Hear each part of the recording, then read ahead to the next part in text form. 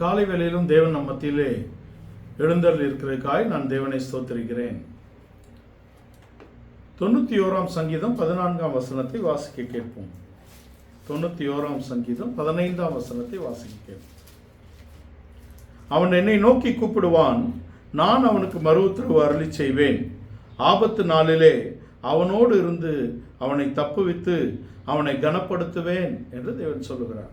அவன் என்னை நோக்கி கூப்பிடுவான், நான் அவனுக்கு மறு உத்தரவு கொடுப்பேன் என்று தேவன் சொன்ன இந்த வார்த்தையின் பாடலை நாம் கடந்த வாரத்திலும் நாம் தியானித்தோம். தேவன் செவி கொடுக்கக்கூடிய தேவன், நமக்கு மறு உத்தரவு கொடுக்கக்கூடிய தேவன் என்ற இடத்திலே அவர் யாருக்கு செவி கொடுக்கிறார் என்பதை நாம் பார்த்தோம். அவர் பயபக்தி உள்ளவருக்கு, அவர் உண்மையுள்ளவர்களுக்கு, தாழ்மையுள்ளவர்களுக்கு, தேவனுக்கு பயந்து அவருடைய சித்தத்தை செய்கிறவர்களுக்கு அவர் செவி கொடுக்கக்கூடிய தேவன் என்று கடந்த வாரத்திலே பார்த்தோம். அவனை என்னை நோக்கி கூப்பிடுவான், நான் அவனுக்கு செவி கொடுத்து நான் அவனுக்கு மறு உத்தரவு அருளி செய்வேன் என்றால் யாருக்கு அவர் செவி கொடுப்பார், யாருக்கு அவர் மறு உத்தரவு அருளி செய்வார் என்பதை நாம் அறிந்து கொள்ள வேண்டும். உண்மையாய் அவரை நோக்கி கூப்பிடுகிறவர்களுக்கு நம்முடைய தேவன் செவி கொடுக்கக்கூடிய தேவனாக இருக்கிறார் என்பதை நாம் பயபக்தி உள்ளவனுக்கு, பக்தியுள்ளவனை தேவன் தமக்கென்று தெரிந்து கொண்டார் என்ற இடத்திலே பயபக்தி உள்ளவனுக்கு அவர் செவி கொடுக்கிறார். உண்மையுள்ளவர்களுக்கு நம்முடைய தேவன் செவி கொடுக்கக்கூடிய தேவனாக இருக்கிறார். தாழ்மையுள்ளவர்களுக்கு நம்முடைய தேவன் செவி கொடுக்கக்கூடிய தேவனாக இருக்கிறார். உண்மையாய் அவரை நோக்கி கூப்பிடுகிறது மாத்திரமல்ல, உண்மையாய் அவருடைய சித்தத்தை செய்யக்கூடியவர்களுக்கு அவர் செவிசாய்க்கக்கூடிய தேவனாக இருக்கிறார். பயத்தோடும் பக்தியோடும் அவரை அண்டிக் கொள்ளுகிற ஒவ்வொருவருக்கும் அவர் செவி கொடுக்கக்கூடிய தேவனாக இருக்கிறார் என்று சொல்லப்பட்டது. இப்படி சொல்லக்கூடிய சங்கீதக்காரன் அங்கே பின்னாட்டிலே தாவீது என்ன சொல்லுகிறார் என்றால், அங்கே அக்கிரம சிந்தை எனக்கு இருக்குமானால் நீர் எனக்கு செவி கொடுக்க மாட்டீர் என்று சொல்லுகிறார். யாருக்கு அவர் செவி கொடுக்கிறார் என்று பார்த்த நாம், யாருக்கு அவர் செவி கொடுக்கிறதில்லை என்றும் நாம் அறிந்து கொள்ள வேண்டும். 65 சங்கீதத்தின் 2 வசனத்திலே ஜெபத்தை கேட்கிறவரே மாம்சமான யாவரும் இடத்தில் வருகிறார்கள் என்று சங்கீதக்காரன் சொல்லுகிறார். அவன் நம்முடைய தேவனுக்கு ஜெபத்தை கேட்கக்கூடிய தேவன் என்று பெயரிடுகிறார் சங்கீதக்காரன். ஒரு நாமம் சொல்லி அவரை அழைக்கக்கூடிய இடத்திலே ஜெபத்தை கேட்கிறவரே மாம்சமான யாவரும் இடத்தில் வருவார்கள் என்று சொல்லுகிறார். மாம்சமான யாவருடைய ஜெபத்தையும் அவர் கேட்கக்கூடிய இடத்திலே இருக்கிறார். உண்மையாய் நோக்கி அவரை நோக்கி கூப்பிடுகிறவர்களுக்கு அவர் செவி கொடுக்கக்கூடிய தேவனாக இருக்கிறார் என்பதை நாம் கடந்த நாட்களிலும் இப்பொழுதும் பார்த்தோம். ஜெபத்தை கேட்கிறவரே என்ற இடத்திலே மெய்யாய் தேவன் எனக்கு செவி கொடுத்தார் என்று 66 சங்கீதத்தில் சொல்கிறார். மெய்யாய் தேவன் எனக்கு செவி கொடுத்தார். 19 வசனத்தில் மெய்யாய் தேவன் எனக்கு செவி கொடுத்தார், என் ஜெபத்தின் சத்தத்தை கேட்டார், என் ஜெபத்தை தள்ளாமலும் தமது கிருபையை என்னை விட்டு விலக்காமலும் இருந்த தேவனுக்கு ஸ்தோத்திரம் உண்டாவதாக என்று சொல்கிறார். அவர் என் ஜெபத்துக்கு செவி கொடுத்தார், என் ஜெபத்தை தள்ளாமல் தமது கிருபையை எனக்கு விலக்காமல் இருந்த தேவனுக்கு ஸ்தோத்திரம் என்று கொண்டு வருகிறார். தேவன் மெய்யாக அவர்கள் அன்பு கூர்ந்து, உண்மையாக அவர்கள் அன்பு கூர்ந்து அவருக்கு செவி கொடுக்கக்கூடிய ஜனங்களுக்கு அவர் செவி கொடுக்கக்கூடிய தேவனாக இருக்கிறார் என்பதை நாம் தெரிந்திருக்க வேண்டும். ஷமா இஸ்ராயேல் அடோனாய் எலோஹினு அடோனாய் எஹாட். ஷமா என்றால் கேள், இஸ்ரவேலே கேள் என்று தமிழில் எழுதப்பட்டிருக்கிறது. ஆனால் இஸ்ரவேலே கேட்டு கைகொள் என்று அர்த்தப்படக்கூடிய சொல்லாக இருக்கிறது ஷமா. அவருடைய வார்த்தைகளை கேட்டு அதை கை கொள்ளக்கூடிய உண்மையுள்ள தம்முடைய ஜனங்களுக்கு அவர் எப்பொழுதும் செவிசாய்க்கக்கூடியவராக இருக்கிறார் என்பதை நாம் தெரிந்து கொள்கிறோம். அவருடைய சித்தத்தை செய்யும்படியாக அவருக்கு விருப்பமான ஒரு வாழ்க்கையை செய்யக்கூடிய தாவீதுடைய வாழ்க்கையில்தான் அவர் என் ஜெபத்தை கேட்கக்கூடிய தேவன் என்று சொல்லுகிறார். மெய்யாக அவர் என் ஜெபத்துக்கு செவி கொடுத்து எனக்கு என் ஜெபத்தை தள்ளாமல் தமது கிருபையை எனக்கு அவர் விளக்காமல் இருந்தார் என்றுதான் அவரை ஸ்தோத்தரிக்கிறார் 66 சங்கீதத்தின் 19-20 வசனங்களில். இது அவன் மெய்யாக அவரில் அன்பு கூர்ந்து அவருடைய சித்தத்தை செய்யக்கூடிய இடத்தில்தான் தாவீது இப்படிப்பட்ட வார்த்தைகளை அவர் சொல்லுகிறதை நாம் வாசிக்க கேட்டோம். ஆனால் அந்த சங்கீதத்தின் 18 வசனத்திலே என் இருதயத்தில் அக்கிரம சிந்தை கொண்டிருந்தேன், ஆனால் ஆண்டவர் எனக்கு செவிகொடார் என்று அவர் சொல்லுகிறார். என் இருதயத்தில் நான் அக்கிரம சிந்தை கொண்டிருந்தேன், ஆனால் தேவன் எனக்கு செவி கொடுக்க மாட்டார் என்று சொல்லுகிறார். ஏனென்றால் உலக மனுஷர்கள் பொதுவாக முகத்தை பார்க்கிறார்கள். நம்முடைய தேவனோ நம்முடைய இருதயத்தை, அதன் ஆழங்களை ஆராய்ந்து அறியக்கூடிய தேவனாக இருக்கிறார் என்பதை நாம் அறிந்திருக்கிறோம். 139 சங்கீதத்திலே என் போக்கையும் என் வரத்தையும் என் எழுந்திருத்தலையும் என் உட்காருதலையும் என் வழிகளை எல்லாம் என் இருதயத்தை எல்லாம் நீர் ஆராய்ந்து அறிந்திருக்கிறீர் என்று சங்கீதக்காரன் சொல்கிறான். ஒரு மனிதனுடைய ஆழங்களை ஒரு மனிதன் அறிவதற்கு முன்பாகவே தேவன் அறியக்கூடிய இடத்தில் இருக்கிறார் என்பதை நாம் தெரிந்து கொள்ள வேண்டும். அவர் நம்முடைய இருதயத்தில் அக்கிரமி சிந்தை கொண்டிருந்தோமானால் அவர் நம்முடைய ஜெபத்தை எப்படி கேட்பார்?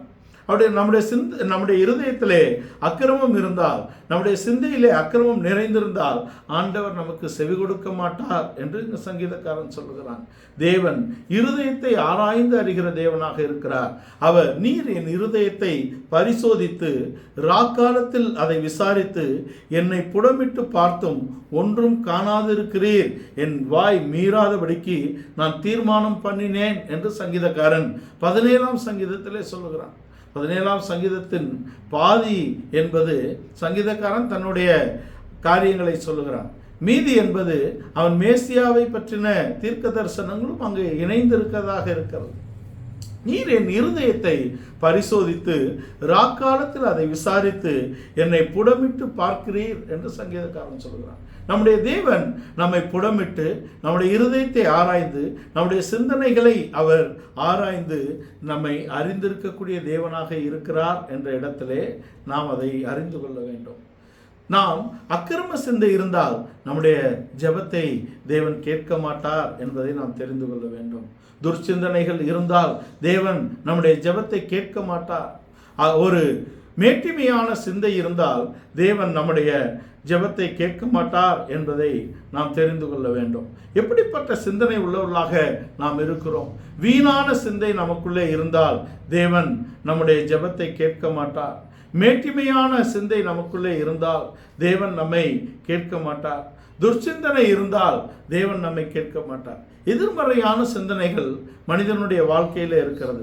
கெட்ட சிந்தனை இருக்கிறது, இருமாப்பான சிந்தனை இருக்கிறது, வீணான சிந்தை இருக்கிறது, மேட்டிமையான சிந்தை இருக்கிறது, அகந்தையாக மனிதன் சிந்தித்து நடக்கிறான், அக்கிரம சிந்தை அவனுக்கு இருக்கிறது.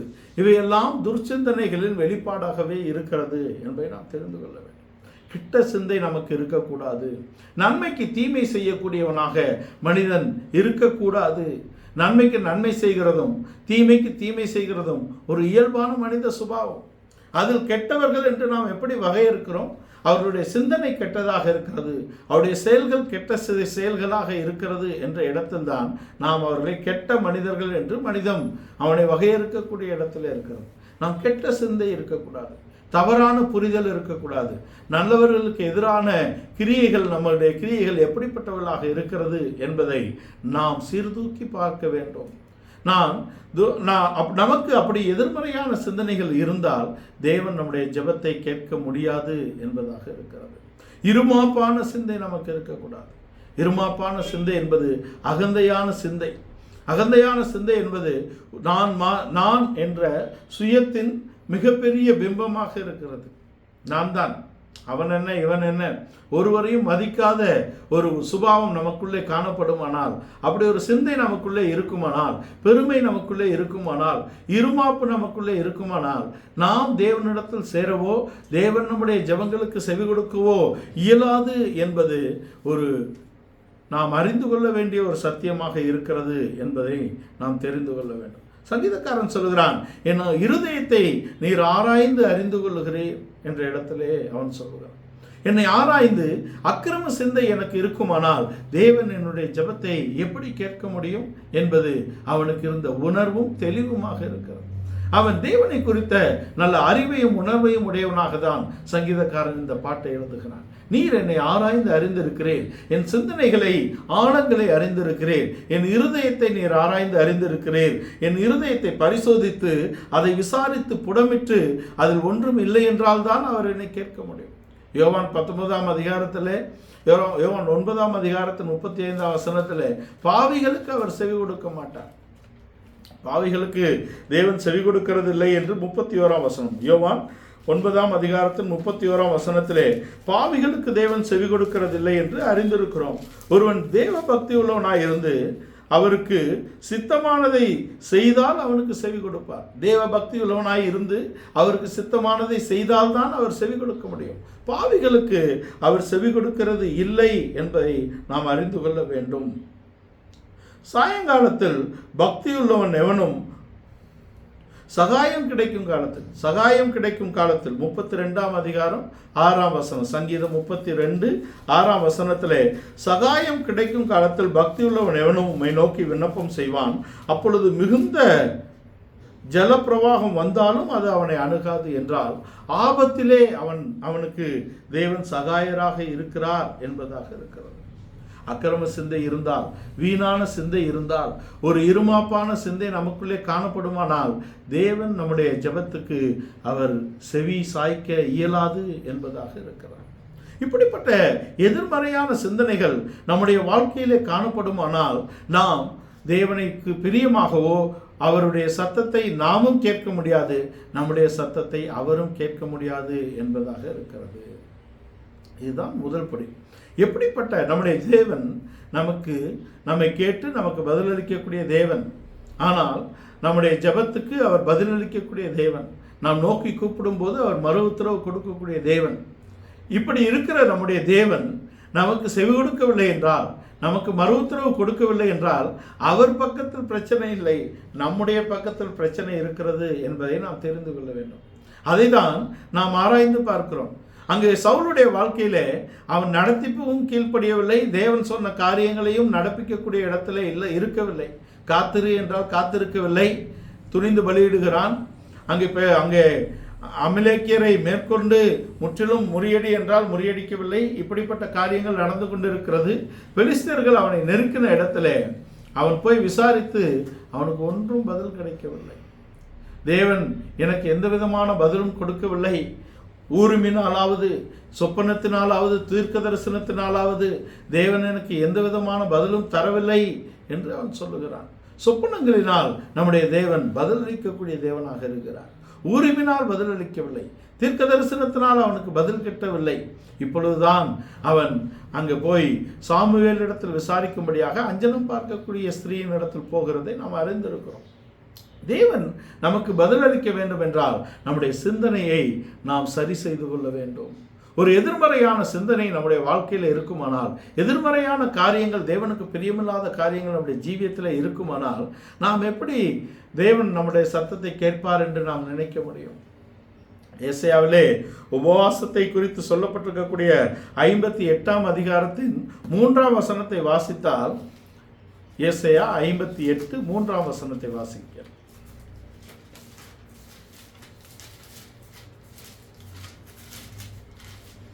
நாங்கள் உபவாசம் பண்ணும்போது நீர் நோக்காமல் இருக்கிறது என்ன?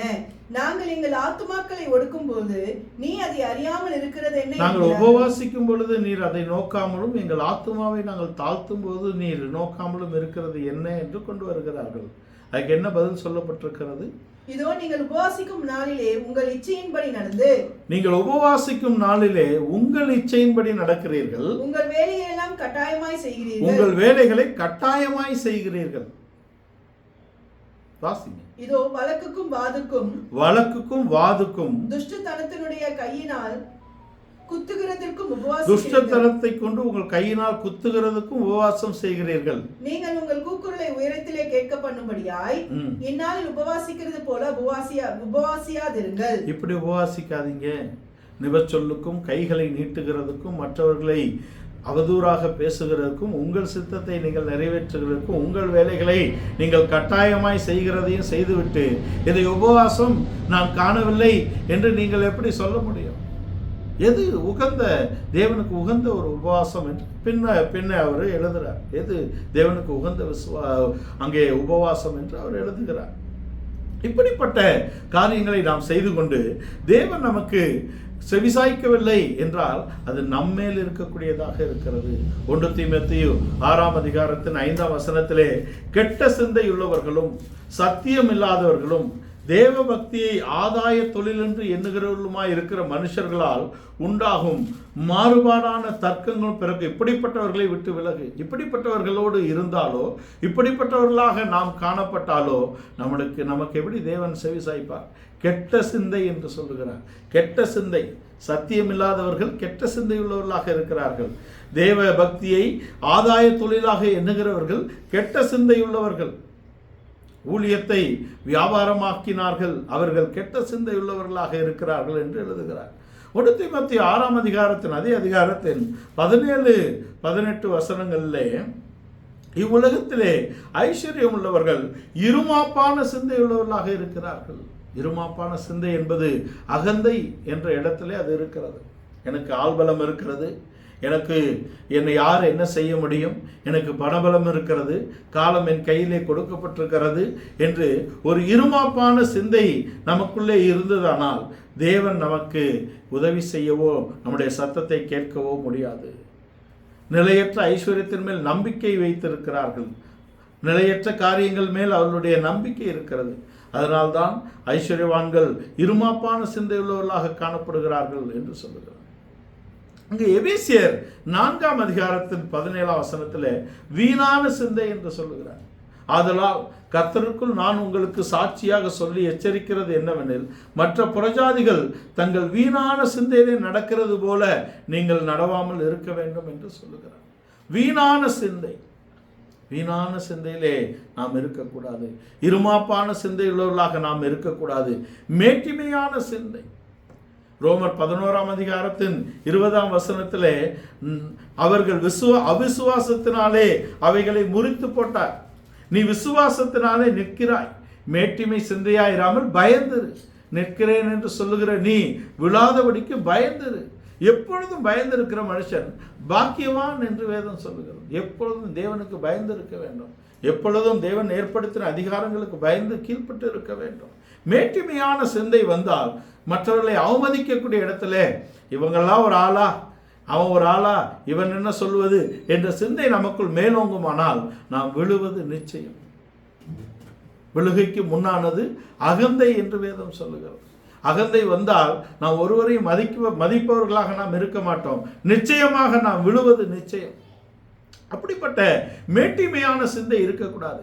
அவிசுவாசத்தினாலே அந்த கிளைகள் முறிக்கப்பட்டிருக்கிறது.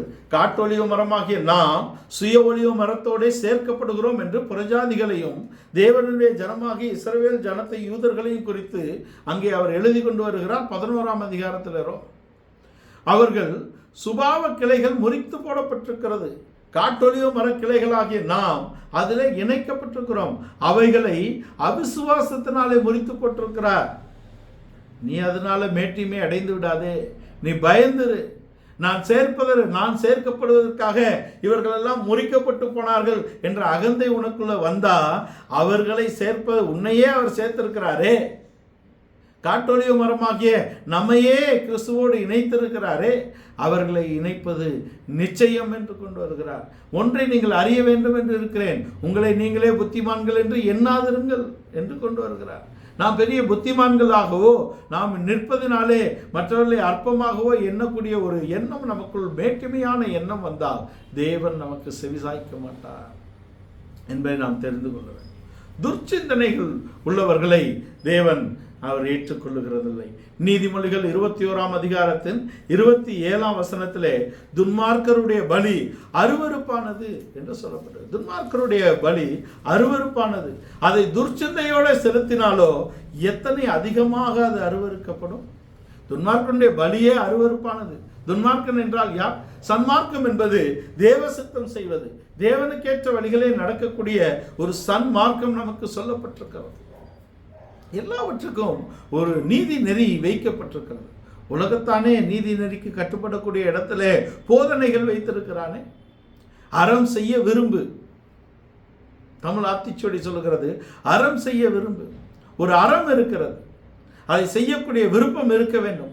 அவன்தான் ஒரு நெறியாளனாக, ஒரு நல்லவனாக வாழ முடியும் என்று உலகம் சொல்லுமானால், ஒரு மொழி சொல்லுமானால், ஒரு மொழி இலக்கணம் சொல்லுமானால், வேதத்தை கை கொள்ளக்கூடிய நாம் எப்படிப்பட்டவர்களாக இருக்க வேண்டும்? வேதத்துக்கு ஒரு அறம் இருக்கிறது, வேதத்துக்கு ஒரு கொள்கை இருக்கிறது. நம்முடைய வாழ்க்கை ஒரு கொள்கையோடு இருக்க வேண்டும். நன்மை என்ற கொள்கைக்கு வந்த நம்முடைய வாழ்க்கையிலே துர்சிந்தனைகள் இருக்கலாமா, மேட்டிமை இருக்கலாமா, அக்கிரமம் காணப்படலாமா? இவைகளை எல்லாம் நாம் நீக்கக்கூடிய இடத்திலே வர வேண்டும். துன்மார்க்கருடைய பலி, துன்மார்க்கமாக தேவனுக்கு பிரியமில்லாத வழிகளில் நடக்கிறவனுடைய பலி அருவருப்பானது. அது துர்ச்சிந்தனையோடு செலுத்தினால் அது எத்தனை அருவருப்பாக இருக்கும் என்று நீதிமொழிகளிலே சொல்லப்பட்டிருக்கிறது.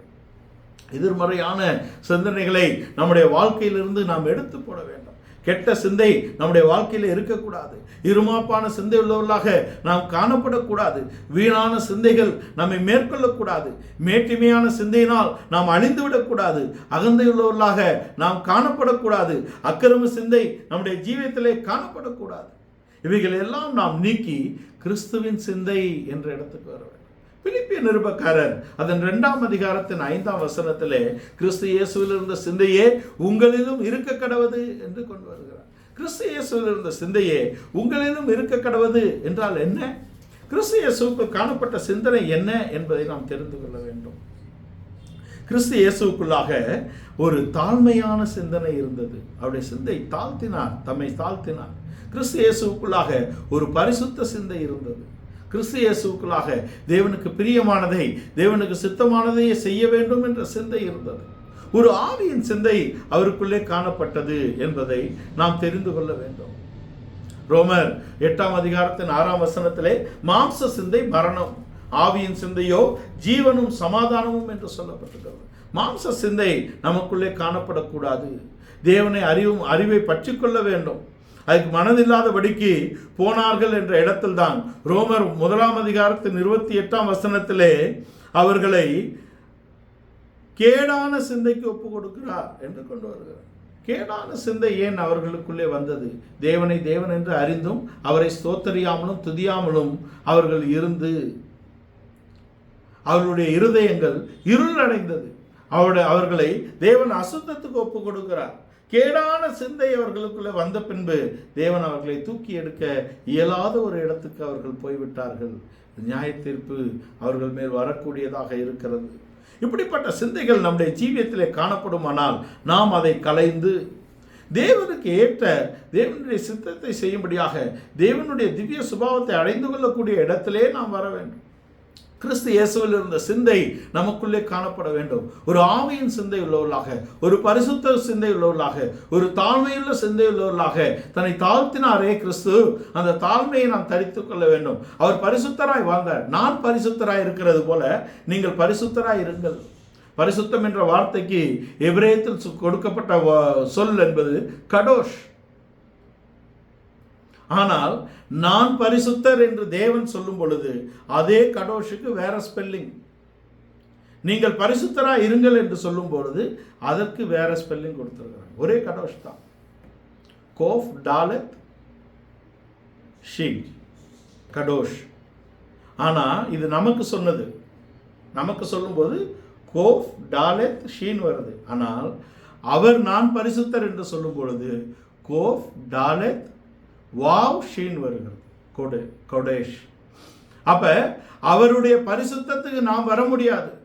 ஆனால் அவருக்கு ஏற்ற பரிசுத்தவான்களாக நாம் மாற வேண்டும். மணவாட்டி ஒரு நாளும் மணவாளனுடைய தன்மைக்கு மாற முடியாது. ஆனால் மணவாளனுக்கு ஏற்ற மணவாட்டியாக வர வேண்டும். மனிதனுடைய விழுகை என்பது தேவனுடைய சித்தம். அவனை தூக்கி எடுப்பதற்கு அவர் ஒரு சட்டம் வைத்திருக்கிறார். தேவனுடைய சித்தத்தின்படி சிருஷ்டிக்கப்பட்ட மனிதன் விழுந்து விட்டான். அவனை ஒரு சட்டத்தின்படி தூக்கி எடுக்கக்கூடிய இடத்துல வருகிறாரே. இதுக்கு பின்னே என்ன இருக்கிறது என்றால், மனிதன் விழாவிட்டால் அவன் தேவனுக்கு சமமாகக்கூடிய இடத்துக்கு, அவன் தன்னை மேட்டுமை கொள்ளக்கூடிய இடத்துக்கு, அவன் அகந்தையாக நடக்கக்கூடிய இடத்திலே அவனுடைய வாழ்க்கை இருக்கிறது. ஒரு ஸ்பிரிச்சுவல் ப்ரைட் அவனை அறியாதபடிக்கு ஒரு ஆவிக்குரிய மேட்டிமை அவனை மேற்கொள்ளக்கூடிய இடத்தில் வந்துவிடும் இல்லையா? அருவருக்கக்கூடிய ஒரு ஜெபத்தை குறித்து ஓமையாக இயேசு சொல்லுகிறார் தன்னுடைய ஊழியத்தின் பாதையிலே. இந்த வேதபாரகர் பரிசேயர் என்பவர்களுடைய நீதி என்பது புளிப்பு என்று கொண்டு வருகிறார். வேதபாரகர் பரிசேயருடைய புளிப்பு என்பது அவருடைய நீதி, அவருடைய உபதேசம். தங்கள் சுய நீதியை அவர்கள் பிடித்திருக்கிறார். அதான் நிற்கிறானே பின்னாடி அந்த சமாரியனை போல நான் இல்லை, அவன் உள்ள வர முடியாது. சமாரியர்களை அவர்கள் அற்பமாக எண்ணினார்கள். புறஜாதிகளே அவர்கள் அற்பமாக எண்ணுகிறார்கள். 2 பேர் ஜெபிக்கும்படியாக வருகிறான். ஒருவன் தன் நீதியை சொல்லி ஜெபிக்கிறான். மற்றொருவன் நான் வானத்துக்கு என் கண்களை ஏறெடுக்க துணியாதபடிக்கு அவன் ஜெபிக்கிறான். அவனிடத்தில் அல்ல, இவனிடத்தில் தேவன் அன்பாய் பிரியமாய் இரக்கமாய் இருக்கிறார் என்று கொண்டு வந்தார். அவன் என்றால் அவன் தூரே இருக்கிறான் தேவனுக்கு. இவன் சமீபமாக அவன் வந்து விட்டான். ஏனென்றால் அவன் தன்னை தாழ்த்தி இருக்கிறான். நாம் தேவனுக்கு முன்பாக நம்மை தாழ்த்தி நாம் கூப்பிடும் போது அவர் நமக்கு செவி கொடுத்து பதிலளிக்கக்கூடிய தேவனாக இருக்கிறார். நம்முடைய தேவன் நமக்கு மறு உத்தரவு கொடுக்கக்கூடிய தேவன். நம்முடைய தேவன் நமக்கு செவி கொடுக்கக்கூடிய தேவன். நம்முடைய தேவன் நம்முடைய கூக்குரலை கேட்டு நம்மை விடுதலையாக்கக்கூடிய தேவன். ஆனால் நாம் எப்படி இருக்க வேண்டும் என்ற கிரைட்டீரியா கொடுத்திருக்கிறார். நாம் எப்படி இருக்க வேண்டும்? இஸ்ரவேல் ஜனங்கள் எகிப்திலே இருந்தார்கள். அவர்களுடைய கூக்குரலை அவர் கேட்கவே கேட்டு, நான் அவர்கள் படுகிற பாடுகளை நான் பார்க்கவே பார்த்து அவர்களை விடுதலையாக்கும்படியாக இறங்கினேன் என்று சொல்லுகிறார். நாம் அகந்தையாக இருந்தோமானால், நாம் பாடுபடுகிறவர்களுக்கு செவிசாய்க்காதபடி இருந்தோமானால், நாம் இப்படிப்பட்ட சிந்தனைகளை கொண்டவர்களாக இருந்தோமானால் தேவன் நமக்கு எப்படி செவி கொடுக்க முடியும்? நமக்கு துர்ச்சிந்தைகள் இருந்தால், மேட்டிமை சிந்தையாக இருந்தால், வீணான சிந்தை இருந்தால், பொல்லாத சிந்தனைகள் நமக்குள்ளே இருந்தால், மாம்ச சிந்தை நமக்குள்ளே இருந்தால், அந்த கேட்டுக்குரிய சிந்தனைகள் நமக்குள்ளே இருக்குமானால் தேவன் நமக்கு செவி கொடுக்க முடியாது. இந்த காலை வேளையிலே நாம் நம்முடைய சிந்தனைகளை நாம் உய்த்து ஆராயக்கூடிய இடத்துல நாம் இருக்க வேண்டும். ஆவியின் சிந்தை நமக்கு இருக்க வேண்டும். அங்கே பொல்லாத சிந்தை நமக்கு வரக்கூடாது. அதனாலே நம்முடைய ஜீவியத்திலே நாம் எப்படிப்பட்ட சிந்தை உள்ளவர்களாக காணப்படுகிறோம் என்பதை நாம் பார்க்க வேண்டும். நாம் கிறிஸ்துவின் சிந்தையை நாம் தரித்து கொள்ள வேண்டும். கிறிஸ்துவின் சிந்தை நமக்கு வர வேண்டும். கிறிஸ்துவின் சிந்தை என்பது அவர் தம்மை தாழ்த்தினார். கிறிஸ்துவின் சிந்தை என்பது பரிசுத்த சிந்தை. கிறிஸ்துவின் சிந்தை என்பது மற்றவர்கள் மேல் கரிசனை உள்ளவராக அவர் காணப்பட்டார். கிறிஸ்துவின் சிந்தை என்பதை பேதுரு சொல்லும் பொழுது அவர் பாடுபட்டார் என்பதை நாம் ஆயுதமாக தரித்து கொள்ள வேண்டும்.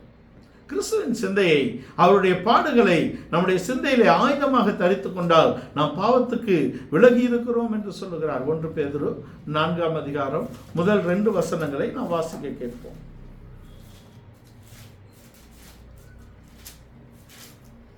இப்படி இருக்க கிறிஸ்து நமக்காக மாம்சத்திலே பாடுபட்டபடியால் நீங்களும் அப்படிப்பட்ட சிந்தையை ஆயுதமாக தரித்துக் கொள்ளுங்கள். கிறிஸ்து நமக்காக மாம்சத்திலே பாடுபட்டபடியால் நீங்களும் அப்படிப்பட்ட சிந்தையை ஆயுதமாக தரித்துக் கொள்ளுங்கள். ஏனென்றால் மாம்சத்தில் பாடுபடுகிறவன் இனி மாம்சத்தில் இருக்கும் காலம் வரைக்கும் மனுஷருடைய இச்சைகளின்படி பழிவாங்காமல், ஏனென்றால் நாம் மனுஷருடைய இச்சைகளின்படி பிழைக்காமல் தேவனுடைய சித்தத்தின்படியே பிழைக்கத்தக்கதாக பாவங்களை விட்டு ஓய்ந்திருக்கிறோம். அவருடைய பாடுகளின் ஐக்கியம் பவுல் அப்போஸ்தலன் சொல்லும்போது சொல்லுகிறார், எப்படியாகிலும் அவரோடு நான் உயிரோடு எழுந்திருக்க வேண்டும். எப்படியாகிலும் அவருடைய பாடுகளின் ஐக்கியம், அவருடைய மரணத்துக்குள்ளாகி எப்படியாகிலும் நான் அவரோட உயிரோடு எழுந்திருக்கிறவனாக காணப்பட வேண்டும் என்றால் கிறிஸ்துவின் பாடுகளோடு நாம் நம்மை இணைத்து கொள்ள வேண்டும். கிறிஸ்து பாடுபட்டது போல நாம் பாடுபடுகிறோம். இந்த பாடு என்பது கிறிஸ்து பட்டது நமக்காக, நம்முடைய பாவங்களுக்காக, நம்முடைய அக்கிரமங்களுக்காக, நம்முடைய மீறுதல்களுக்காக கிறிஸ்து பாடுகளை அனுபவித்து விட்டார். இப்பொழுது நமக்கு இருக்கக்கூடிய பாடு என்ன? டியூட்டிஸ்.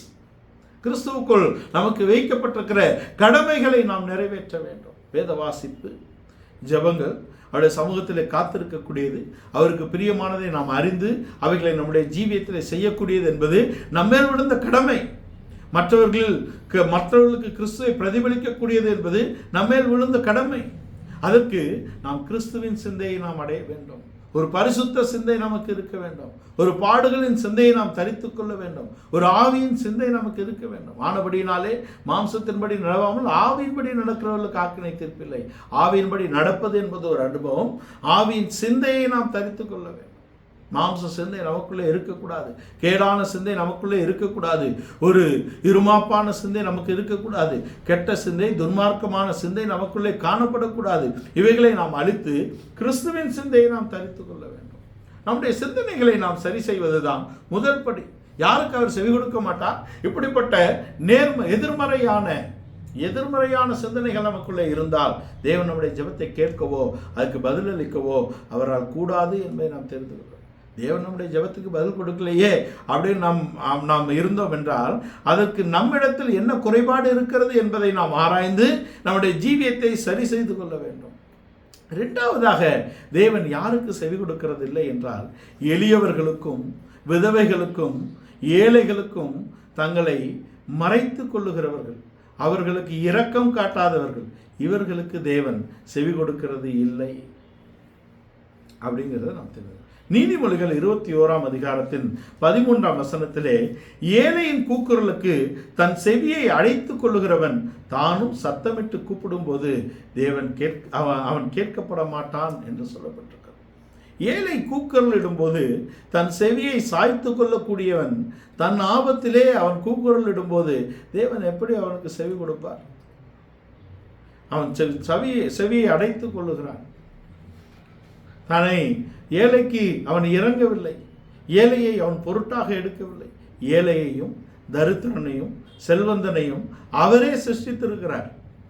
தேவனே ஐஸ்வர்யவானையும் அவர்தான் சிருஷ்டித்திருக்கிறார், ஏழையும் அவர்தான் சிருஷ்டித்திருக்கிறார், தரித்திரனையும் அவர்தான் சிருஷ்டித்திருக்கிறார். ஏழைக்கும் தரித்திரனுக்கும் இறங்கும்படியாக ஒரு ஐஸ்வர்யவானை வைத்திருக்கிறார்.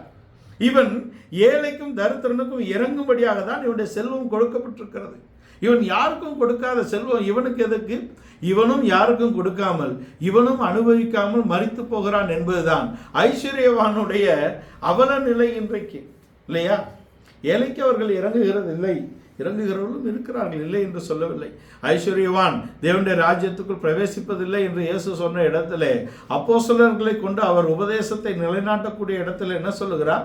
ஐஸ்வர்யவான் தன் ஐஸ்வர்யத்தின் மேல் நம்பிக்கை வைக்காமல் இருமாப்பாய் நடக்க. அதுதான் நாம் தீமோத்தேயுவிலே படித்தோம். அவன் தேவன் மேல் பற்றுதலாய் இருந்து தேவனுக்கு ஏற்றவைகளை செய்தால் அவன் ராஜ்யத்துக்குள் வரக்கூடிய இடத்துல இருக்கிறான். இரண்டாவதாக, நாம் ஏழைக்கு தன் செவியை அடைத்துக் கொள்ளுகிறவனுடைய சத்தத்துக்கு தேவன் செவி கொடுக்கிறதில்லை. ஒரு ஏழைக்கு நாம் இறங்காமல் போனால், ஒரு ஏழைக்கு நான் செவி கொடுக்காமல், யோபு சொல்லுகிறார், என் வாசலில் வந்த தரித்திரனை நான் விசாரியாமல், விதவையை நான் விசாரியாமல், ஒருவனுக்கும் நான் உதவாமல் இருந்தது உண்டா அப்படின்னா அவர் செய்திருக்கிறார் என்பதுதான் வருகிறது. நீதிமொழிகள் 28ஆம் அதிகாரத்தின் 27ஆம் வசனத்திலே, தரித்திரனுக்கு கொடுப்பவன் தாழ்ச்சி அடைவது இல்லை என்று கொண்டு வருகிறார். தரித்திரனுக்கு கொடுக்கக்கூடியவன் தன் வாழ்க்கையிலே தாழ்ச்சி அடைகிறது இல்லை. ஏழைக்கு இறங்குகிறவன் கர்த்தருக்கு கடன் கொடுக்கிறான் என்று சொல்லப்பட்டிருக்கிறது. ஏழையின் மேல் சிந்தையுள்ளவன், தரித்திரன் மேல் சிந்தையுள்ளவன், எளியவர்கள் மேல் சிந்தையுள்ளவன் தெய்வீகத்தை வெளிப்படுத்தக்கூடிய இடத்திலே தேவன் அவனுடைய இருதயத்தில் கிரியை செய்யக்கூடிய ஒரு மனிதனாக இருக்கிறான். தேவன் நம்முடைய வாழ்க்கையிலே அப்படி ஒரு அனுபவத்தை தராதபடிக்கு நாம் யாருக்கும் தூக்கி கொடுத்து விட முடியாது. நம்முடைய வாழ்க்கையிலே அப்படி ஒரு சுபாவத்தை தேவன் தரவில்லை என்றால் அதை நாம் வெளிப்படுத்த இயலாது. ஆகையால் தேவன்தான் நமக்கு அப்படி ஒரு சுபாவத்தை தருகிறார். ஒருவருக்கு உதவ வேண்டும் என்ற சுபாவத்தை தேவன் நமக்குள்ளே சிருஷ்டிக்க வேண்டும். தரித்திரனுக்கு கொடுப்பவன் தாழ்ச்சி அடையான். தன் கண்களை ஏழைகளுக்கு விளக்குகிறவனுக்கோ அநேக சாபங்கள் வரும். சாபம் ஏன் வருகிறது? ஏழைக்கு இறங்காதபடிக்கு, தரித்திரனுக்கு கொடுக்காதபடிக்கு, தன் கண்களை ஏழைகளுக்கு விளக்குகிறவனுக்கு சாபம் வரும் என்று வேதம் சொல்லுகிறது. நம்முடைய வாழ்க்கையிலே சாபங்கள் வராதபடிக்கு, நம்முடைய வாழ்க்கையிலே தேவன் நமக்கு செவி கொடுக்கும்படிக்கு, நம்முடைய வாழ்க்கையிலே தேவன் நமக்கு இறங்கி நமக்கு உதவி செய்யும்படிக்கு நம் ஏழைகளுக்கும் தரித்திரருக்கும் திக்கற்றவர்களுக்கும் விதவைகளுக்கும் நாம் உதவி செய்ய வேண்டும். விதவைகள் என்று வேதம் விதவைக்கு முக்கியத்துவம் கொடுக்கிறது. ஒரு ஆண் என்றோ ஒரு பெண் என்றோ அங்கே சொல்லவில்லை, ஒரு விதவை என்று தான் சொல்லுகிறது. தமிழிலே விதவை என்பது பெண்பால் என்று நாம் எடுத்துக்கொள்கிறோம். ஆனால் விதவையில் ஆணும் இருக்கிறார், பெண்ணும் இருக்கிறார், விடோவரும் இருக்காங்க, விடோவும் இருக்கிறாங்க. அதிலே ஆண்பால் பெண்பால் கொண்டு வருகிறதில்லை. ஆனால் பெண்பாலை முக்கியப்படுத்துவதற்கு ஒரு அர்த்தம் இருக்கிறது. ஏனென்றால் ஒரு பெண் என்பவள் ஒரு பலகீனமான பாண்டம். ஒரு பெண் தன்னுடைய பாலிய வயது வரைக்கும், அவள் தன்னுடைய வாலிப வயது வரைக்கும் தன் பெற்றோரையும் தன் குடும்பத்தையும் சார்ந்து வாழக்கூடிய ஒரு வாழ்க்கையை தான் தேவன் தந்திருக்கிறார். அதுக்கு பின்பாக தன் கணவனை சார்ந்து வாழக்கூடிய ஒரு இடத்திலே அவளை தேவன் வைக்கிறார். ஆனால் இந்த உறவுகள் முடிந்த பின்பு அவள் முற்றிலும் தேவனை சார்ந்து வாழக்கூடிய ஒரு நாளை தேவன் வைத்திருக்கிறார். விதவைக்கும் திக்கற்றவர்களுக்கும் அவர் தேவனாக இருக்கிறார். விதவைகளையும் திக்கற்றவர்களையும் அவர் ஒரு நாளும் கைவிடுகிறதில்லை. அவளை நினைக்கிறார். விதவைக்கும் திக்கற்றவர்களுக்கும் தீங்கு செய்தால் நாம் பயந்திருக்க வேண்டும். அவருடைய இரட்சகர் வல்லவராக இருக்கிறார் என்பதை நாம் தெரிந்து கொள்ள வேண்டும். அதனால தான் நீதிமொழிகள் 3ஆம் அதிகாரத்தின் 27ஆம் வசனத்திலே நன்மை செய்யும்படிக்கு உனக்கு திராணி இருக்கும்போது அதை செய்யத்தக்கவர்களுக்கு செய்யாமல் இராதே. ஒருவன் நன்மை செய்ய அறிந்திருந்தும் அதை செய்யாமல் போனால் அது அவனுக்கு பாவமாக இருக்கும். நன்மை செய்ய அறிந்திருந்தும் அதை செய்யாமல் போனால் அது அவனுக்கு பாவமாக இருக்கும். நன்மை செய்ய தேவன் நம்முடைய கரத்தை பலப்படுத்தும் பொழுது நாம் நன்மை செய்கிறவர்களாக காணப்பட வேண்டும். ஈயென்று இரத்தல் எளிதென்று ஈயன் என்று உரைத்தல் இழிது அப்படின்னு தமிழ் சொல்லுது. ஐயா கொடுங்க அப்படின்னு கேட்கறது இழிவல்ல, ஏய் போ அப்படின்னு சொல்றது அவனை விட இழிவானவன். ஈயென்று இழத்தல் இழிதென்று ஈயேன் என்று உரைத்தல் இழிது. கொல் என்று கொடுத்தல் பெரிதன்று கொல்லேன் என்று உரைத்தல் பெரிது. இந்த வச்சுக்கோன்னு சொல்றது பெருசு இல்லை. ஐயா கடவுள் என்ன சுகபத்திரமா வச்சிருக்கிறாரு, எனக்கு ஒரு குறையும் இல்லைன்னு சொல்றது அதை விட மேன்மை. இது நாம் இரக்கம் உடையவர்களாக இருக்க வேண்டும் என்ற நெறியை ஒரு மொழியே சொல்லி வைத்திருக்கிறதே. நாம் தேவனுடைய பிள்ளைகள். அவருடைய சுபாவத்தை கொடுப்பது என்பது தெய்வீக சுபாவம், உதவுவது என்பது தெய்வீக சுபாவம், மற்றவர்களுக்கு இறங்குவது என்பது தெய்வீக சுபாவம், மற்றவர்களுக்காக பரிதாபப்படுவது பரிதபிப்பது என்பது தெய்வீக சுபாவம். இவைகளை நம்முடைய வாழ்க்கையிலே நாம் வெளிப்படுத்த வேண்டும். தமிழ் சொல்லுகிறது தெய்வத்தை வழிபடுவதற்கு வழிகள் வைத்திருக்கிறது தமிழ். ஆனால் அவர்கள் அறிந்து அதை செய்யாதபடி இருக்கக்கூடிய அவலங்களும் இருக்கிறது. நாம் தேவனை அறிந்திருக்கிறோம். அவருடைய தன்மைகளை புரிந்து கொள்ளக்கூடிய இடத்திலே தேவன் நம்மை நடத்துகிறார். யாவர்க்குமாம் பசுவுக்கு ஒரு வாயுரை, யாவர்க்குமாம் உண்ணும்போது ஒரு கைப்பிடி, யாவர்க்குமாம் இறைவருக்கு ஒரு பச்சிலை. அதான் முதல் சொல்றான், யாவர்க்குமாம் இறைவருக்கு ஒரு பச்சிலை. இறைவனுக்கு செலுத்த வேண்டிய கனத்தை ஆராதனையை நாம் செலுத்த வேண்டும். யாவர்க்குமாம் இறைவருக்கு ஒரு பச்சிலை, யாவர்க்குமாம் பசுவுக்கு ஒரு வாயுரை தமிழ் சொல்லி இருக்கிறார். யாவர்க்குமாம் பசுவுக்கு ஒரு வாயுரைன்னா எல்லாம் இருக்கும் பொழுது பசுவை நாம் அங்கே பட்டினியாக, ஒரு மிருகத்தை கூட பட்டினியாக விடுகிறதில்லை என்ற நெறி சொல்லி இருக்கிறான். யாவர்க்குமாம் உண்ணும் போது ஒரு கைப்பிடி, கடைசியாக ஒரு கைப்பிடி அங்கே சாதத்தை இலையில் வைத்து விடுவார்கள் முன்னோர்கள். ஏனென்றால் அது ஒரு நாயோ அது மற்றொரு ஜீவனோ அது சாப்பிடும் என்று விட்டுவிடக்கூடிய ஒரு நன்னெறி இங்கே இருந்திருக்கிறது. யாவர்க்குமாம் இறைவருக்கு ஒரு பச்சிலை, யாவர்க்குமாம் பசுவுக்கு ஒரு வாயுரை, யாவர்க்குமாம் உண்ணும்போது ஒரு கைப்பிடி, யாவர்க்குமாம் சொல்லும்போது ஒரு இனிய சொல் என்று சொல்லுகிறார். எல்லாவற்றையும் பேசும்போது ஒரு இனிய சொல் இருக்க வேண்டும். இனிய சொல்லாடல் என்பது ஒரு மனிதனை ஆற்றக்கூடிய, தேற்றக்கூடிய, தைரியப்படுத்தக்கூடிய, அன்பாக அரவணைக்கக்கூடிய ஒரு சொல் நம்முடைய வாழ்க்கையிலே இருக்க வேண்டும் என்று கொண்டு வருகிறது தமிழ். இப்படி ஒரு தமிழே ஒரு நெறி சொல்லுகிறதே. தெய்வீகத்தை பற்றி கொண்டு இருக்கக்கூடிய நாம் ஒரு தெய்வீக தன்மையுடையவர்களாக இருக்க வேண்டும். நன்மை செய்ய உனக்கு திராணி இருக்கும்போது அதை செய்யத்தக்கவர்களுக்கு செய்யாமல் இராதே. அதை செய்யாதவர்களுக்கு செய்ய வேண்டும் என்பது நமக்கு கொடுக்கப்பட்டிருக்கிறது. ஒருவன் நன்மை செய்ய அறிந்திருந்தும் அதை செய்யாமல் போனால் அது அவனுக்கு பாவமாய் இருக்கும். பொருள் இருக்கும்போது நீ உன் அயலானுக்கு உதவி செய்யாதபடிக்கு இன்று போய் நாளை வா என்று எப்படி சொல்ல முடியும்? அப்படி சொல்வது நெறி அல்ல என்று அங்க சொல்லுகிறார். யாக்கோபு அப்போஸ்தலன் 4ஆம் அதிகாரத்தின் 17ஆம் வசனத்திலே சிறுமைப்பட்டவன் மேல் சிந்தையுள்ளவன் பாக்கியவான் என்று கொண்டு வருகிறார். சிறுமைப்பட்டவன் மேல் சிந்தையுள்ளவர்கள் பாக்கியவான்கள். நம்மை விட கீழே எத்தனையோ பேர் இருக்கிறார்களே, வாழ்கிறார்களே. எனக்கு தேவன் தந்த பின்பு எனக்கு அவர் கோடி கோடியாக கொடுத்தால் நான் உங்களுக்கெல்லாம் செய்வேன் அப்படின்னு நான் ஒரு சிந்தை வைத்திருந்தால் அப்போ கொடுக்கக்கூடிய தன்மை என்னுடைய டிஎன்ஏல இல்லைன்னு அர்த்தம். இன்றைக்கு கொடுக்காமல் கோடி வந்தால் கொடுப்பேன் என்பவன் அவன் கோடி வந்தாலும் கொடுக்காத கேடியாக தான் போகிறான் இல்லையா? கொடுக்கும் தன்மை என்பது எனக்கு இருந்த பின்பு கொடுப்பதல்ல. பவுல் தர்ம பணத்தை குறித்து எழுதி கொண்டு வரும் பொழுது தெசலோனிக்கரை குறித்து அவர் சொல்லுகிறார், அவர்கள் தங்களுடைய குறைவிலும் எங்களுக்கு நிறைவாக கொடுத்தார்கள். நாங்கள் எண்ணுவதற்கு மேலாகவே அவர்கள் பரிசுத்தவான்களுக்கு சகாயம் செய்ய வேண்டும் என்ற எண்ணம் அவர்களுக்குள் இருந்தது. அதான் மேன்மை. ஒருவனுக்கு இல்லாததின்படி அல்ல, உள்ளதின்படி தான் அது கணக்கிடப்படுகிறது. எனக்கு இல்லை வந்தா தருவேன் இல்லை, வைத்திருப்பதில் எப்படி தருகிறாய், அதுதான் விஷயம். யாக்கோபு அப்போஸ்தலன் 4:14 சிறுமைப்பட்டவன் மேல் சிந்தையுள்ளவன் பாக்கியவான், தீங்கு நாளில் கர்த்தர் அவனை விடுவிப்பார். வாசிங்க யாக்கோபு 4ஆம் அதிகாரம் 17-18 வசனங்கள். சிறுமைப்பட்டவன் மேல் சிந்தையுள்ளவன் பாக்கியவான். இல்லையா யாக்கோபுல? யாக்கோபு 4 ஜேம்ஸ் 7 வாசிங்க. தேவனுக்கு கீழ்ப்படிந்தவர்கள் பிசாசுக்கு எதிர்த்து நில்லுங்கள். யாக்கோபு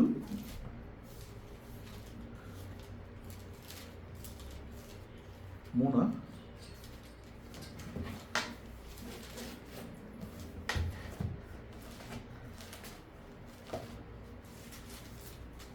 சிறுமைப்பட்டவன் மேல் சிந்தையுள்ளவன் பாக்கியவான், தீங்கு நாளில் தேவன் அவனை விடுவிக்கிறதாக சொல்லப்பட்டிருக்கிறது. வேதத்தில் சிறுமைப்பட்டவர்கள் மேல் சிந்தனை உள்ளவர்களாக இருக்கிறவர்கள் பாக்கியவான்கள். தீங்கு நாளில் கர்த்தர் அவனை விடுவிப்பார். அவன் வியாதி படுக்கையில் இருக்கும் பொழுது தேவன் அவனை விடுவித்து அவனுக்கு சகாயம் செய்யக்கூடிய தேவனாக இருக்கிறார் என்பதை நாம் தெரிந்து கொள்ள வேண்டும்.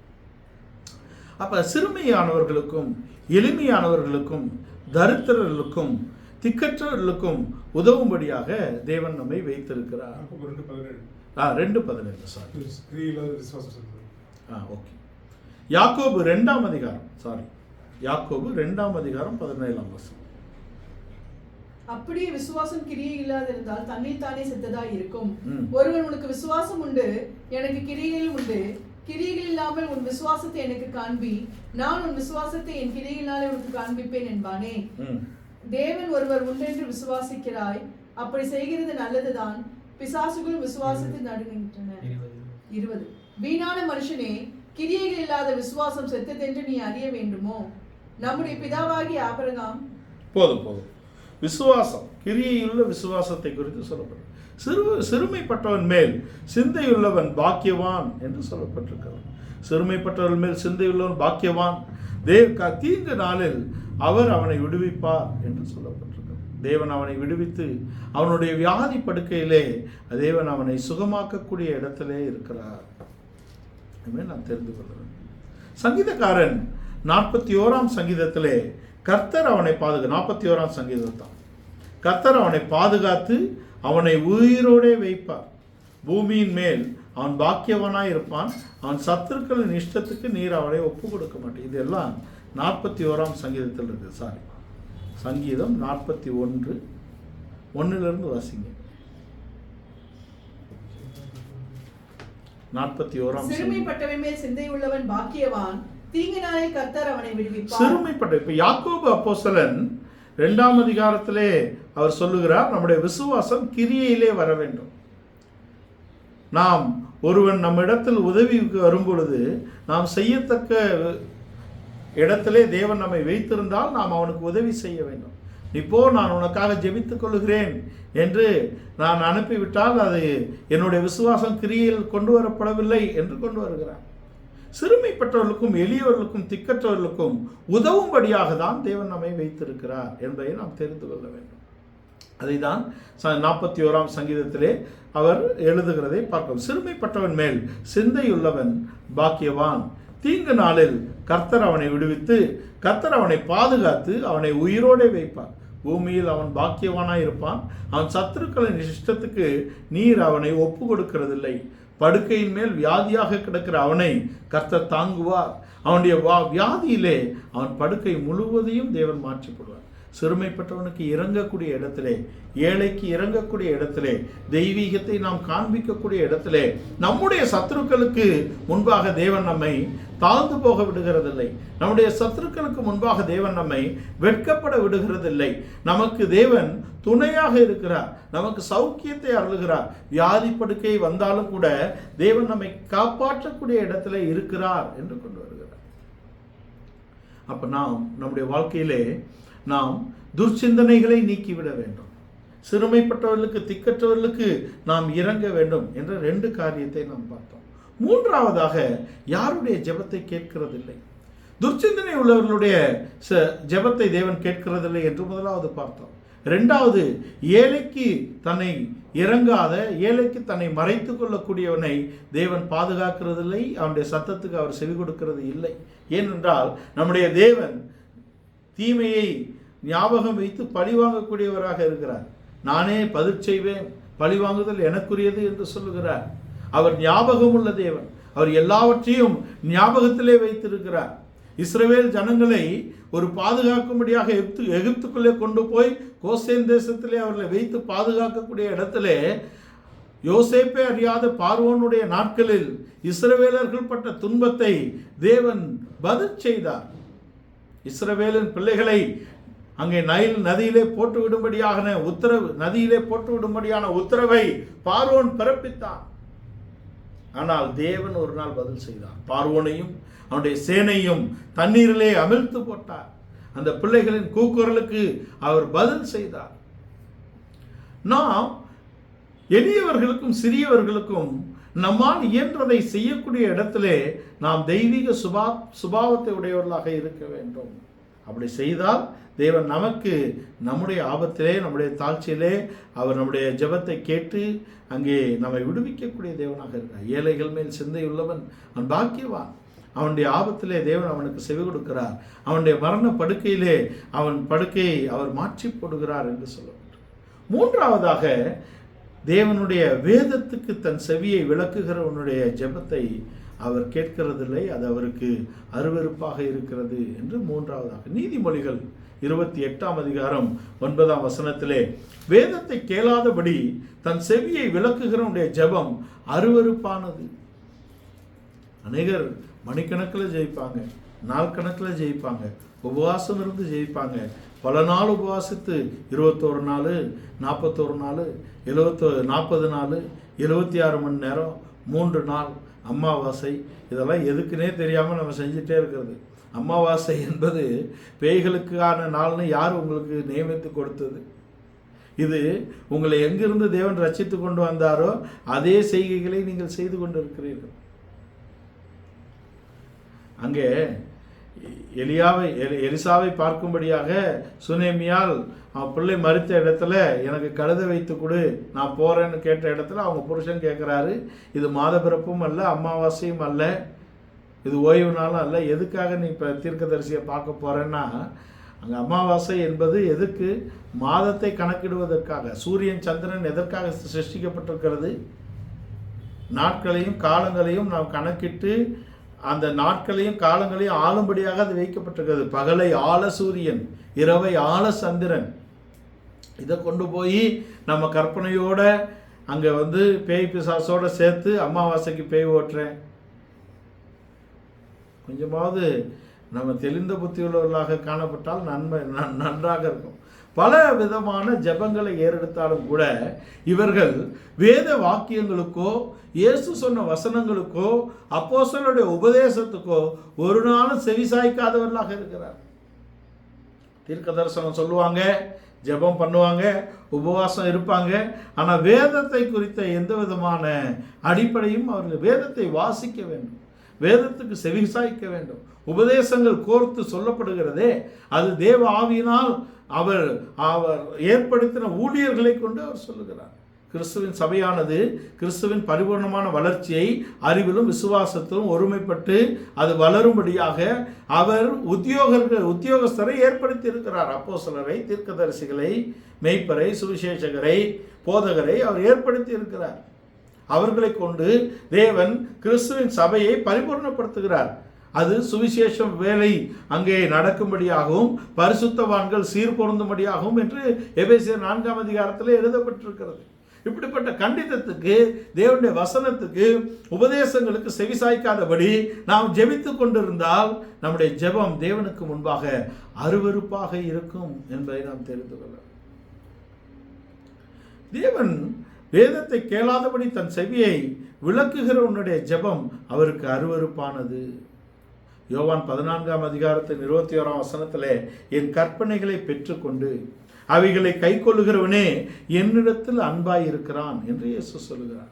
என்னிடத்தில் அன்பாயிருக்கிறவன் என் பிதாவுக்கு அன்பாயிருப்பான், நானும் அவனில் அன்பாயிருந்து அவனுக்கு என்னை வெளிப்படுத்துவேன் என்று சொல்லுகிறார்.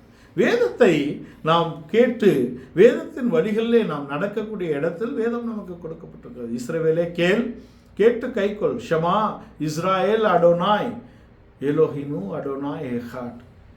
இஸ்ரவேலே கேள், உன் தேவனாகிய கர்த்தர் ஒருவரே கர்த்தர்.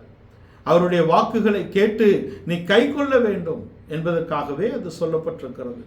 இயேசு யோவான் சுவிசேஷம் 14ஆம் அதிகாரத்தின் 21ஆம் வசனத்திலே, என் கற்பனைகளை பெற்றுக்கொண்டு அவைகளை கை கொள்ளுகிறவன் எவனோ அவன் என்னிடத்தில் அன்பாயிருக்கிறான் என்று கொண்டு வருகிறார். அவன் என்னிடத்தில் அன்பாயிருக்கிறான், என் பிதாவுக்கும் அன்பாயிருப்பான், நானும் அவனில் அன்பாயிருந்து அவனுக்கு என்னை வெளிப்படுத்துவேன். அப்பதான் அவர் தன்னை அவனுக்கு வெளிப்படுத்தக்கூடிய இடத்திலே இருக்கிறார். நாம் தேவனுக்கு பயந்து அப்படி வழிகளில் நடக்கிறது மாத்திரமல்ல, நம்முடைய சிந்தனைகளை நாம் ஆராய்ந்து சரி செய்து கொள்ள வேண்டும். நாம் எளியவர்களுக்கும் ஏழைகளுக்கும் நாம் இறங்க வேண்டும். அவருடைய பிரமாணங்களை நாம் கேட்டு கை கொள்ளக்கூடிய இடத்திலே நாம் நம்மை ஒப்பு கொடுக்க வேண்டும்.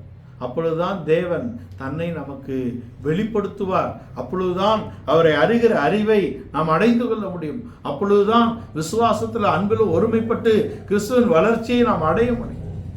அவருடைய வேத வசனங்களை வாசிக்கிறவர்களும் கேட்கிறவர்களும் அதன்படி செய்கிறவர்களும் ஆசீர்வதிக்கப்பட்டவர்கள் என்று வெளிப்படுத்தின விசேஷம் 1ஆம் அதிகாரத்தின் 3ஆம் வசனத்திலே அவர் சொல்லுகிறார். இந்த தீர்க்க தரிசன வசனங்களை வாசிக்கிறவனும் கேட்கிறவர்களும் இதில் எழுதியிருக்கிறவைகளை கை கொள்ளுகிறவர்களும் பாக்கியவான்கள், காலம் சமீபமாய் இருக்கிறது என்று சொல்கிறார். தேவன் தம்முடைய வார்த்தையை தம்முடைய ஜனத்துக்கு அவர் கொடுத்திருக்கிறார். தம்முடைய பிரமாணங்களை நம்முடைய சொந்த ஜனத்துக்கு அவர் எழுதி கொடுக்கிறார். 1 சாமுவேல் 3ஆம் அதிகாரத்தின் கடைசி பகுதியில் 21ஆம் வசனத்திலே, கர்த்தர் சீலோவிலே தரிசனமாகி கர்த்தர் பின்னும் சீலோவிலே தரிசனம் தந்தருளினார். கர்த்தர் சீலோவிலே தம்முடைய வார்த்தையினாலே சாமுவேலுக்கு தம்மை வெளிப்படுத்தினார். சாமுவேலுக்கு தேவன் எப்படி வெளிப்படுத்தி தன்னை காண்பித்தார்? வார்த்தைகளினாலே வெளிப்படுத்தி காண்பித்தார். தன்னுடைய எல்லா வார்த்தைகளையும் அவனுக்கு வெளிப்படுத்தினார். தன்னை வார்த்தையினாலே அவருக்கு வெளிப்படுத்தி காட்டினது மாத்திரமல்ல, தன்னுடைய எல்லா வார்த்தைகளையும் அவனுக்கு கொடுத்தார். அந்த வார்த்தைகளை சாமுவேல் தரையில் போடாதபடிக்கு தேவனே அவரை காத்தார் என்ற இடத்தில் இருக்கிறோம். நம்முடைய ஜீவியத்திலே நாம் துர்சிந்தனைகளை நாம் அகற்றிவிட வேண்டும். நாம் ஏழைகளுக்கு நாம் இறங்க வேண்டும். வேதத்துக்கு நாம் செவி கொடுக்க வேண்டும். இதையெல்லாம் நாம் செய்யும்படியாக கிறிஸ்துவின் சிந்தையை நாம் தரித்துக் கொள்வோம். தாழ்மையுள்ள சிந்தையை நாம் தரித்துக் கொள்வோம். ஆவிக்கு ஏற்ற ஒரு சிந்தையை நாம் தரித்துக் கொள்வோம். நாம் தேவனுடைய அன்பினால் நிரப்பப்பட வேண்டும். தெய்வீக தன்மையினால் நிரப்பப்பட வேண்டும். கிறிஸ்துவை பிரதிபலிக்க வேண்டும். அதற்காகவே நாம் அழைக்கப்பட்டிருக்கிறோம்.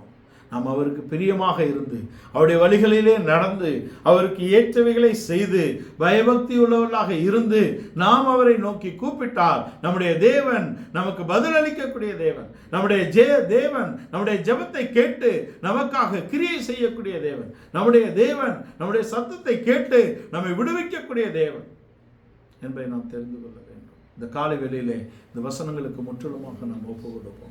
ஒரு ஜெப ஜீவியம் ஜெய ஜீவியமாக மாற்ற வேண்டும் என்றால் நம்முடைய சிந்தை எத்தகையாக இருக்கிறது? ஒரு உலக சிந்தையோ, ஒரு வீணான சிந்தையோ, ஒரு மேட்டிமையான சிந்தையோ, ஒரு இருமாப்பான சிந்தையோ, ஒரு துர்ச்சிந்தையோ, ஒரு கெட்ட சிந்தைகளோ நமக்குள்ளே காணப்பட்டால் நம்முடைய ஜெபம் கேட்கப்படாது. நாம் ஆவியின் சிந்தையை தரித்துக் கொள்ள வேண்டும். நம்முடைய சிந்தையை நாம் சரி செய்ய வேண்டும். தேவன் நம்மை ஆராய்ந்து அறியக்கூடிய தேவன். நம்முடைய இருதயத்தை அவர் ஆராய்ந்து அறிகிறார். நம்முடைய வழிகளை அவர் ஆராய்ந்து அறிகிறார். நம்முடைய சிந்தனைகளை அவர் ஆராய்ந்து அறியக்கூடிய தேவனாக இருக்கிறார். இந்த காலை வேளையிலே நம்முடைய ஜீவியத்தையும் நம்முடைய சிந்தையும் நம்முடைய நடக்கைகளையும் நம்முடைய பேச்சையும் நாம் தேவனுக்கு முன்பாக இவைகளெல்லாம் பிரீதியாய் இருக்கும்படியாக நாம் கிறிஸ்துவின் சிந்தையை தரித்துக் கொள்வோம். தாழ்மையை தரித்துக் கொள்வோம். அன்பை தரித்துக் கொள்வோம். பிறருக்கு இறங்கக்கூடிய இடத்திலே நம்முடைய ஜீவியம் காணப்படட்டும். ஒரு ஆவிக்குரிய சிந்தை தேவனுடைய பிரமாணங்களை கேட்டு கை கொள்ளக்கூடிய இடத்திலே நம்முடைய ஜீவியம் மாற்றப்படும்படியாக இந்த காலை வேளையிலே நாம் தேவ சமூகத்திலே நம்மை தாழ்த்துவோம்.